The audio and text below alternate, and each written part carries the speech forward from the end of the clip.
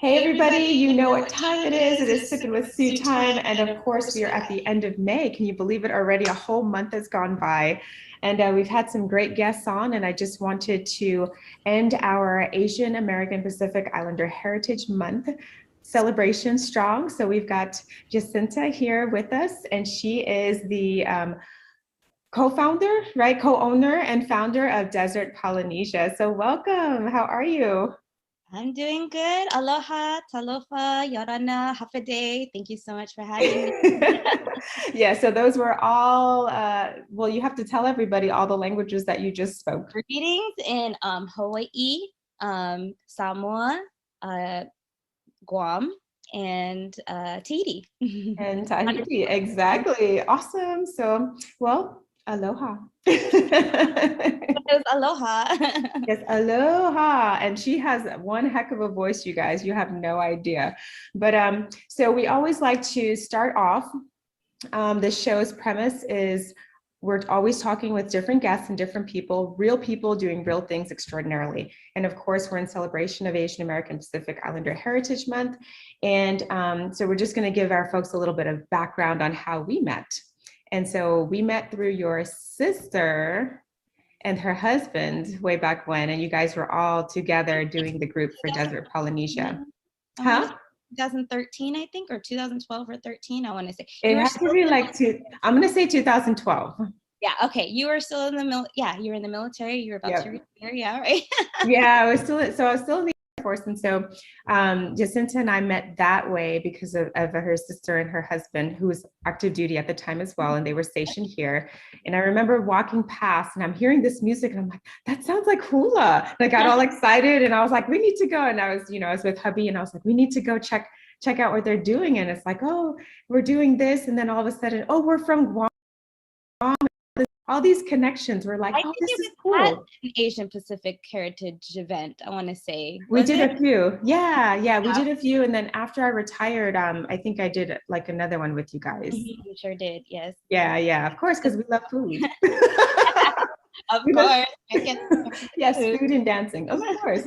But for my retirement, so what the funny link between you and I and your sister was for my retirement, my in-laws were here, and they of course love to know where everybody's from on the island. So being from Guam as well, my husband's from Guam, and his family's like, so San Nicolas, what San Nicolas are you? Somehow. And so yeah, so it's my father-in-law, so we're cousins, distant cousins, right? Or not, actually not that distant, I think. Close. Yeah, it's closer. Not first cousins. He said not first cousins, but like close. But close. Yeah. So yeah, small world. Yes. Go figure. It's so awesome.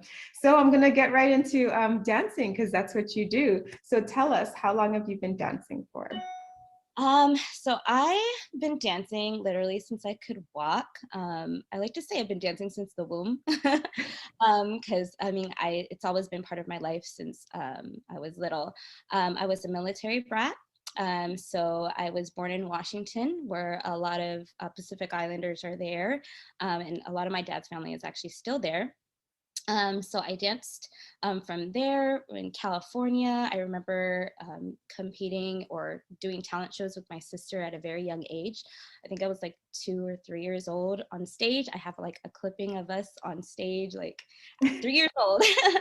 And then we moved to Guam. I danced in Guam. I learned Chamorro dancing there. Then Louisiana. And then finally I moved to Killeen, Fort Hood, Texas. And there, because of the military base, there's so many Pacific Islanders there. I started with a group there, my childhood group in the 90s, Pacific Heights Express. And we learned, I mean, this is the 90s, so, there wasn't the internet back then, so we just had, our teachers that taught us, and we just shared, our love for Pacific Island dancing that way. And then later on, I started studying like hula and the Polynesian culture more with my kumu hula, who I was in Houston. So I would travel to Houston on the weekends, and he invited me to compete in the King Kamehameha competition in Hawaii, which was really big for us, because being on the mainland, we don't get those opportunities to like dance in or compete in Hawaii, especially. So so I did go to Hawaii with my sister and some of our girls, and we competed. So I've been dancing and studying really since, I mean, at a young age, but really more so with my kumu hula. And he passed away just a couple years ago in 2017, but I'm still upholding, you know, the traditions and, you know, the things that he taught me. So yeah, I've been blessed to do this like my whole life. Awesome, awesome. And one thing I knew about, so I was dancing way back when, and you know, had a bunch of different groups that I danced with, but none of them were as technical as you were. That's Yeah. it. Yeah. And I noticed that big time, like right off the bat, super, like more, it's more like, hey, it's family gathering. And it was, you know, just, we're going to come in and we're going to learn, but you were you're strict. I will say that she's very strict about making sure that everything is technically sound. Yes. And it looks really good and people are in sync and stuff. And I was like, wow, this is awesome. And that also comes with like being, you know, earlier days, it was like, okay, we just get up and dance and we love it. And of course that's, you know, we do that now, but also there is a technical aspect to it. And that's, you know, and if you're dancing with the halal or you're dancing, you know, you're competing, you have to dance alike.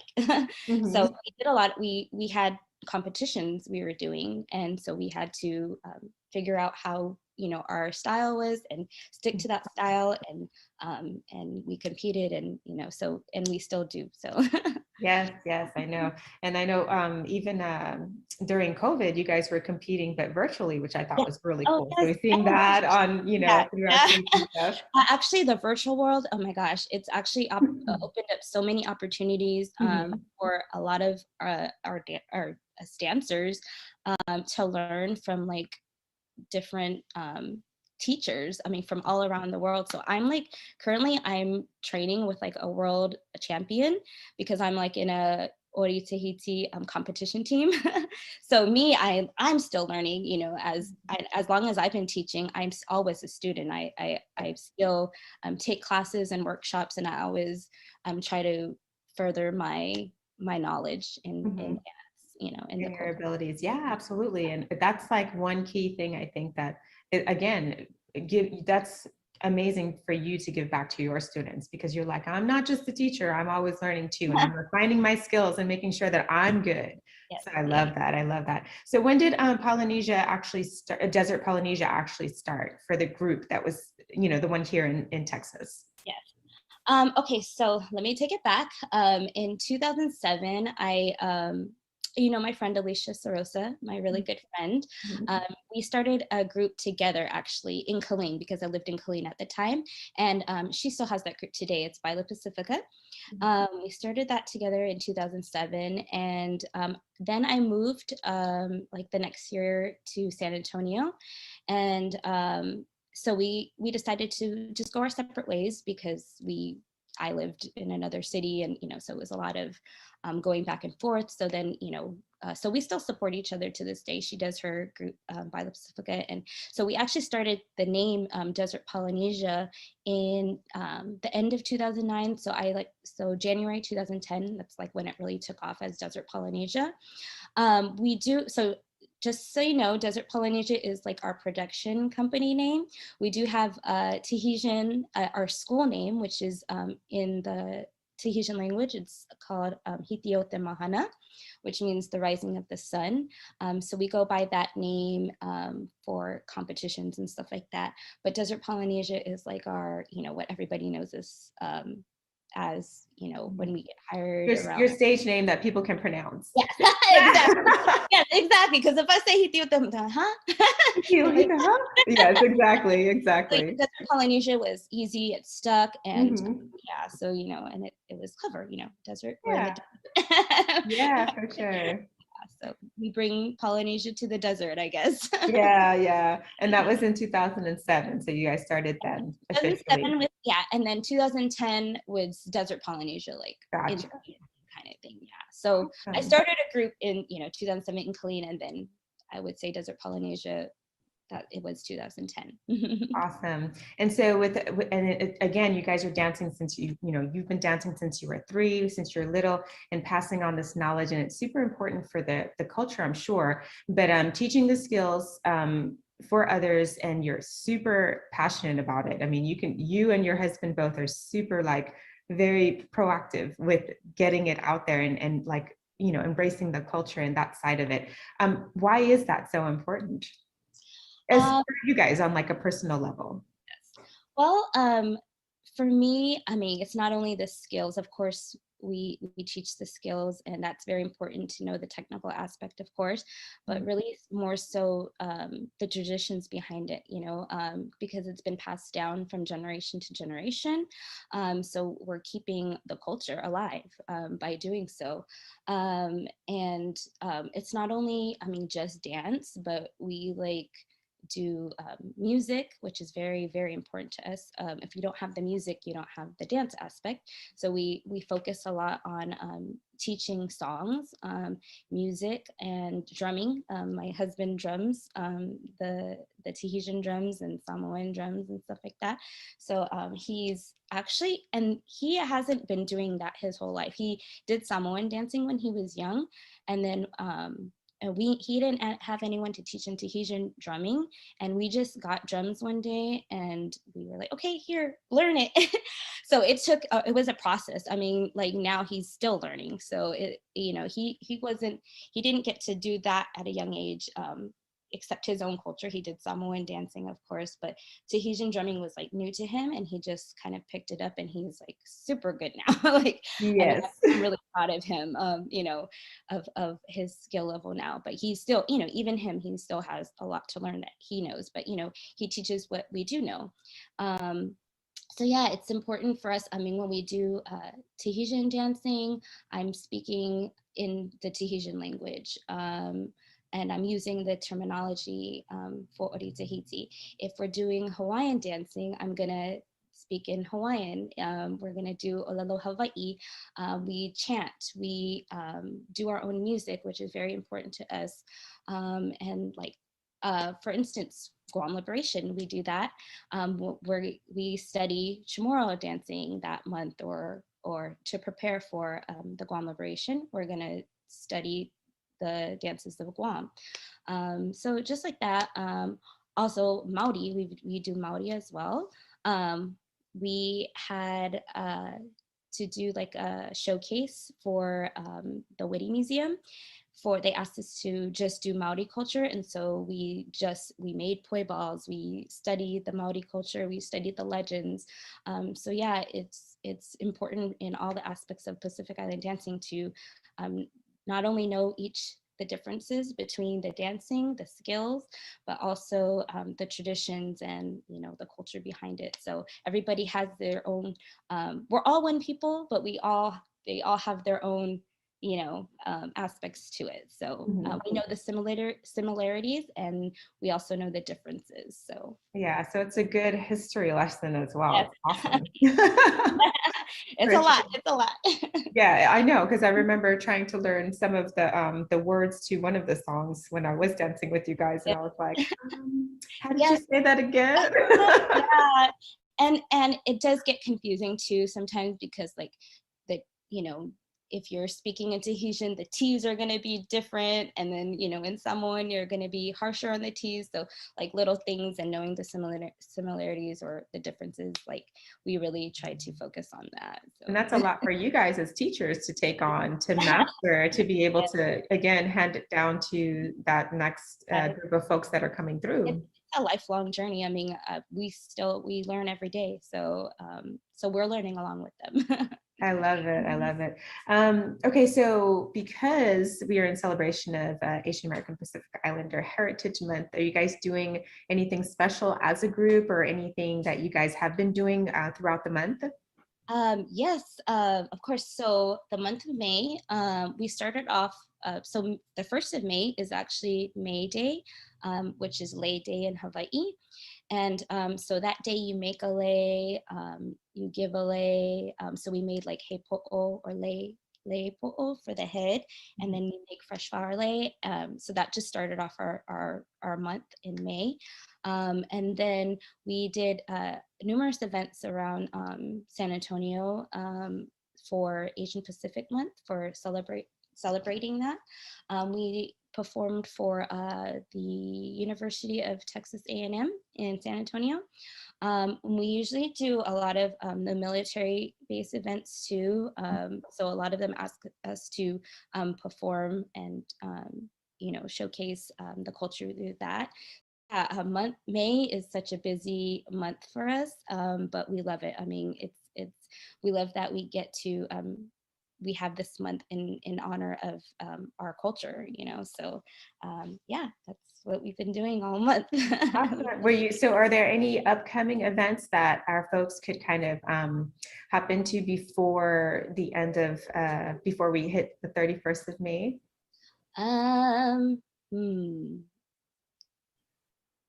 Not Asian Pacific Month. I think we've done all those. We're at SeaWorld on the weekends. There you go. Okay. And then we have, so the 27th, actually 27th, 28th, 29th, 30th, 31st, actually all those days we're going to be at SeaWorld. And then we have something at the Olympia Gulf Hills event. So what times are you at?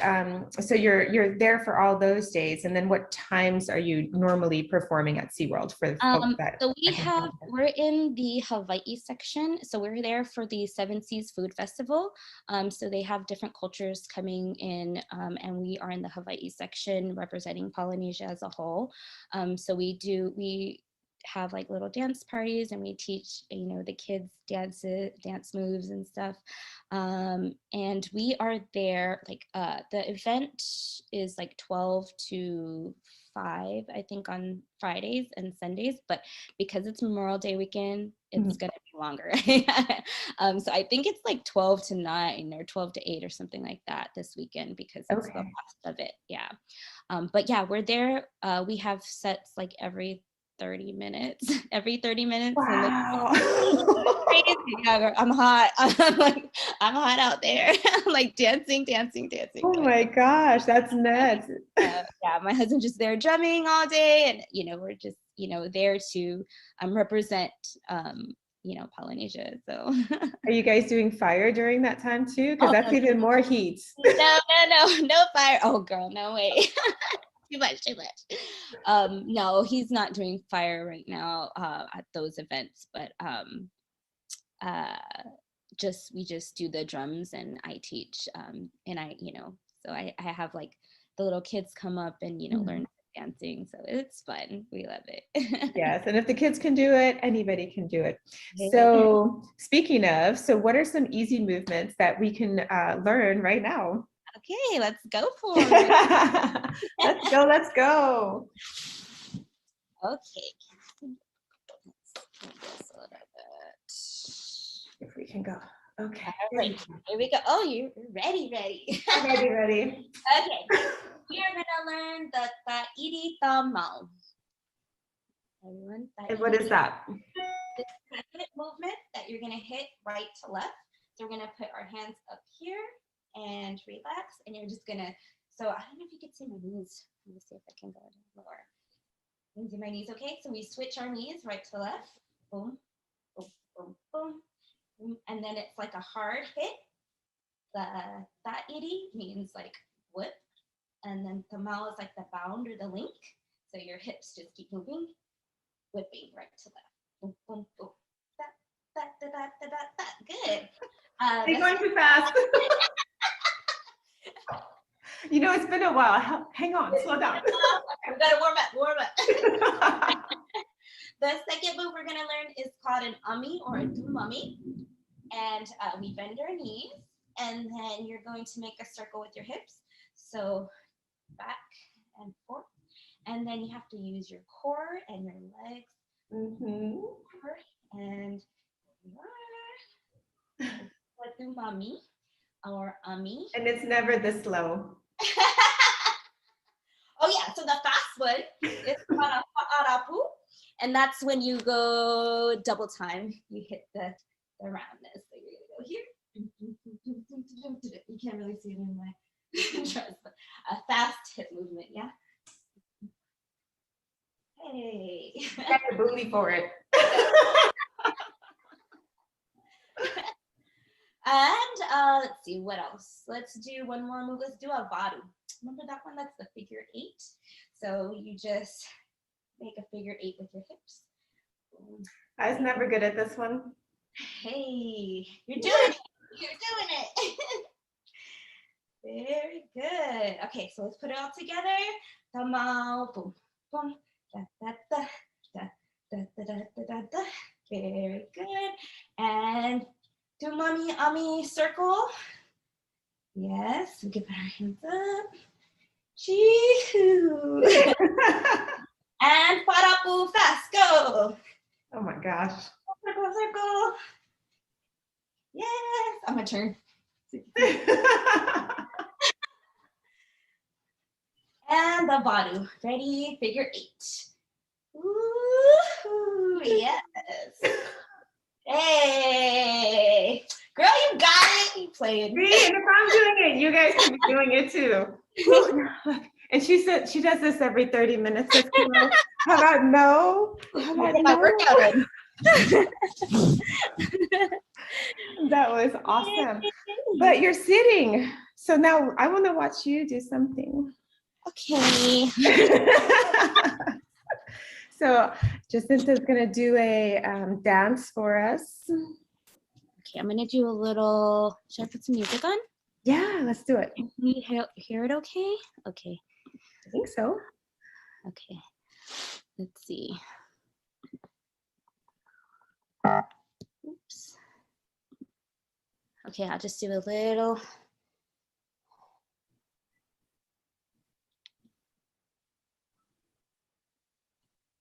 Okay, can you hear? Good. Mm-hmm.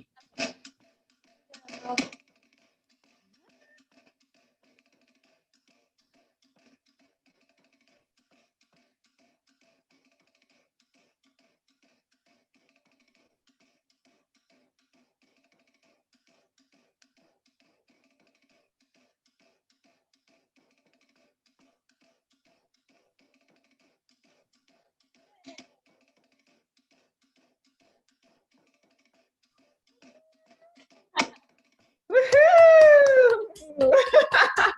Girl. Usually my husband is drumming that, so.